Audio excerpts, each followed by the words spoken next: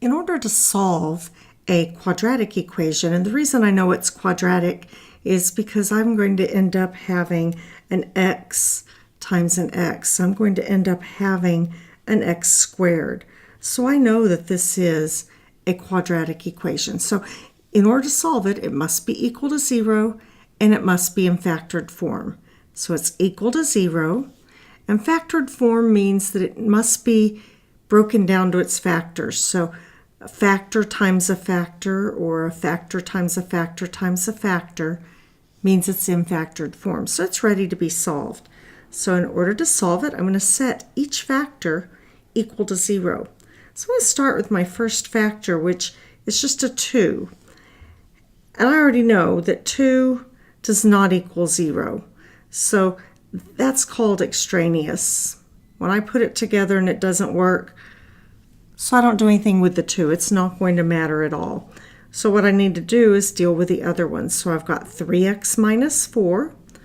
So 3x minus 4 equals 0.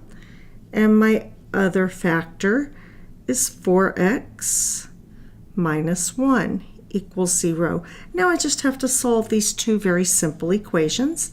So starting with the first one, I'm going to draw my line down the middle. I'm solving for x. It's the only variable I have. So if I'm solving for x, I need to move the 4 to the other side. And what I've got here is 3x equals 4. And when I divide both sides by 3, I get x equals 4/3. So there's my first one. Now I'm going to solve my other one.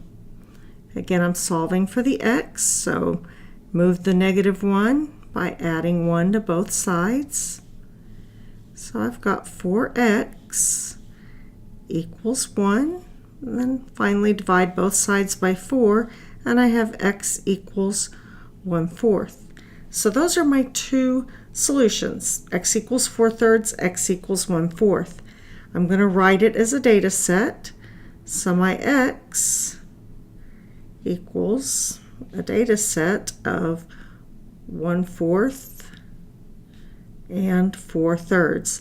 Just a note, that's not an ordered pair. That's a data set. And that is going to be the two places that this quadratic equation crosses the x-axis.